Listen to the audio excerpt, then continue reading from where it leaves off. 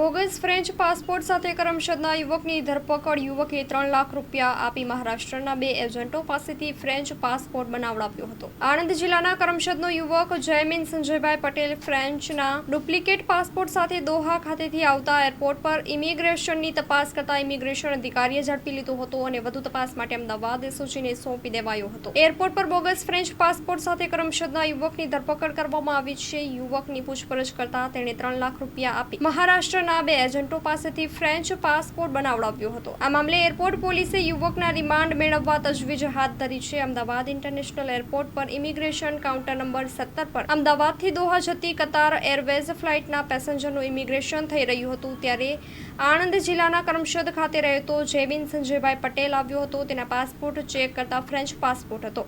Passport જોતા જ તે ખોટો હોવાનું પ્રાથમિક રીતે જણાઈ આવ્યું હતું. ઉપરાંત તેમાં ઇમિગ્રેશનનો સિક્કો અને ઈ વિઝા બનાવવામાં આવ્યા હતા. તે પણ ફેક જણાઈ આવ્યા હતા. જેથી આ મામલે ઇમિગ્રેશન અધિકારીએ જેવીનને સાઈડમાં લઈ જઈ પૂછપરછ કરી તેની કડકાઈથી પૂછપરછ કરતા જણાવ્યું હતું કે આ ફ્રેન્ચ પાસપોર્ટ તેણે મહારાષ્ટ્રના મોહમ્મદભાઈ અને ઇરફાન પાસે બનાવ્યો હતો અને તેના પેટે તેમને 3 લાખ રૂપિયા ચૂકવી આપ્યા હતા. આ જ પાસપોર્ટ પર તેને કેનેડિયન ઈ વિઝા પણ એપ્લાય કરી દીધા હતા. આવી હકીકત બહાર આવ્યા બાદ પોલીસે જાણ કરવામાં આવી હતી, જેથી એરપોર્ટ પોલીસ ત્યાં આવી ગઈ હતી. આ મામલે ઇમિગ્રેશન અધિકારીએ જયવીન સામે ફરિયાદ નોંધાવતા પોલીસે તેની ધરપકડ કરી વધુ તપાસ આદરી છે. Story report by Nandlal Bhanushali, Anand.